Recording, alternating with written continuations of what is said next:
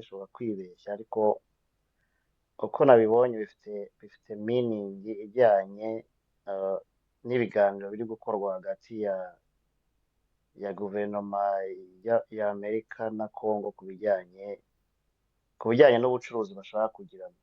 Ngewe nkurikije, turabizi hano muri Amerika hari ama network abiri, hari CNN hakaba na Fox.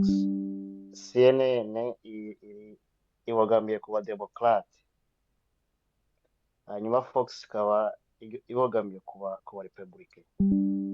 Muri kino gihe aba Republican nibo bari ku butegetsi. Kuba bahaye opportunity Kisekedi yo kuvugira kuri Fox, akenshi aba ashyigikiwe n'aba Republican kandi aribo bari ku butegetsi.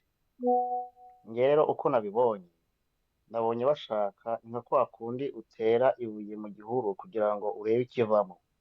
Barashaka public opinion, uko public bifata, kubera ko urabizi ko hano muri Amerika ntabwo umuntu abyuka mu gitondo nko muri Afurika ngo afate icyemezo atabanje kubishyira muri public ngo public ibanze ibigireho view.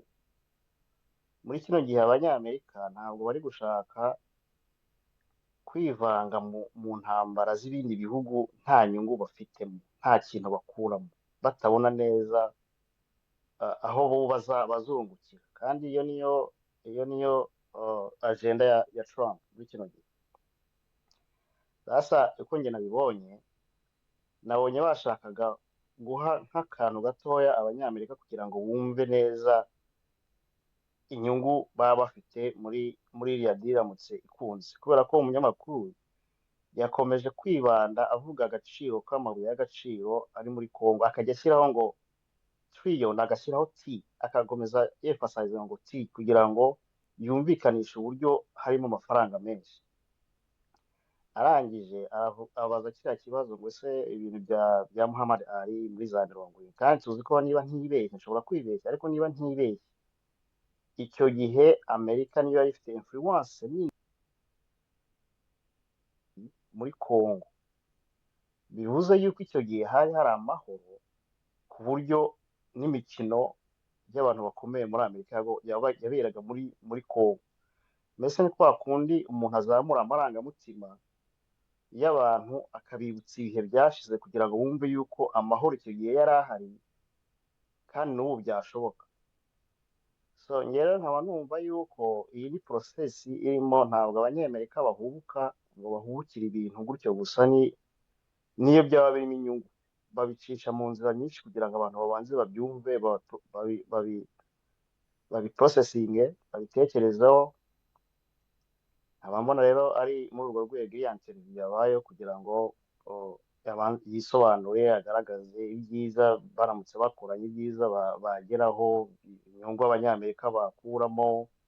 Ese birashoboka? Ese ko hari abandi bari gukorerayo, Abashinwa, Abarusiya, ese biteguye bate kuzakorana kugira ngo inyungu za Amerika zigaragare? So ni muri urwo rwego njye nabibonyemo, ariko ikigaragara cyo nuko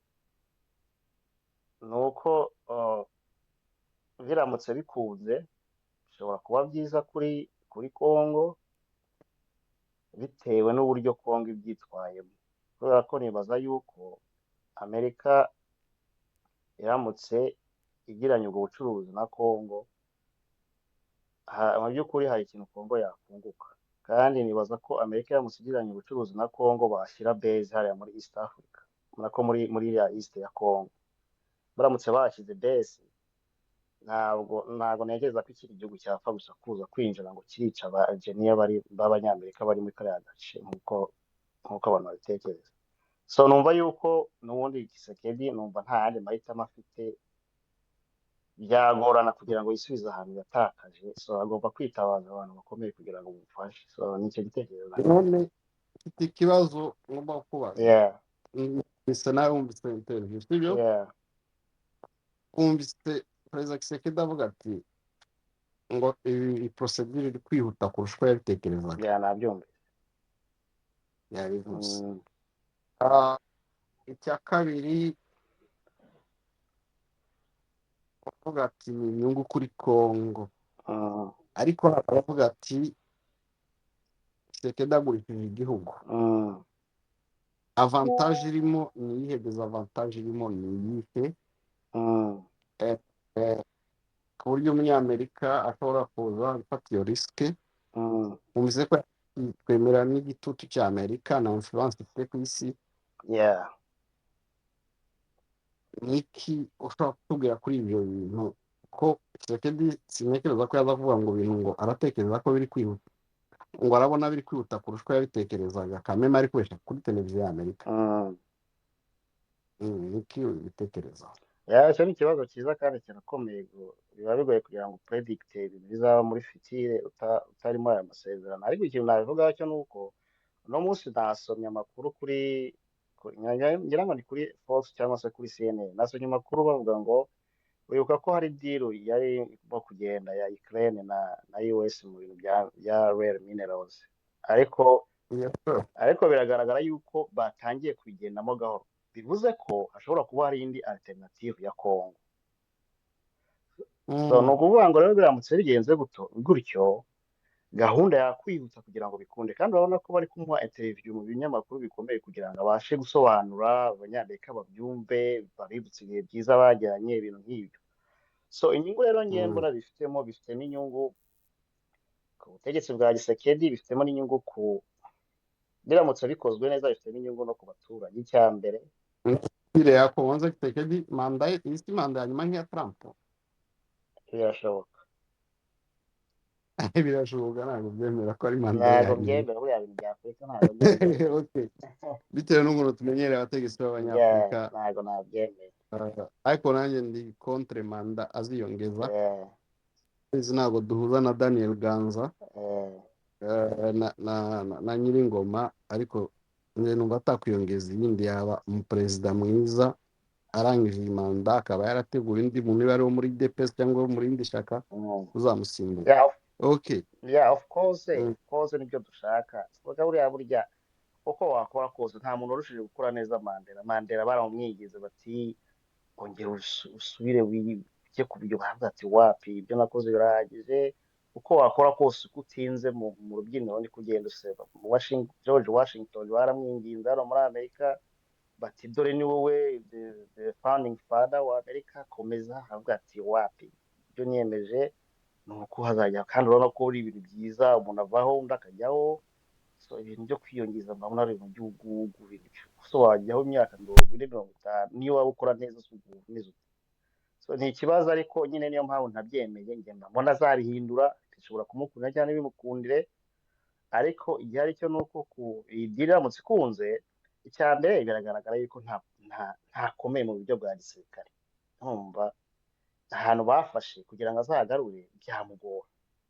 N'ubundi minerals bari kuzitwara kandi nta kintu ari kubona, n'ubundi niyo atazitanga bose bazazitwara mu bundi buryo, bazakoresha abakomisiyoneri, bazakoresha ibindi bihugu bimurwanye. So igihe cyo muri cyo buriya iyo uri umuntu w'umugabo ugatsindwa urabyemera ko watsinzwe, ugashaka abagufasha. Nyine numva ari ubwo buryo arimo, kandi ko mbibona ndabona biri gukunda, kubera ko muri Amerika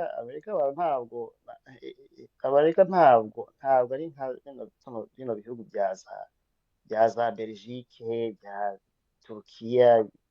Amerika irakubwira iti vayo ukavayo rwose, ibyo wihandagaza ntabwo bikunda.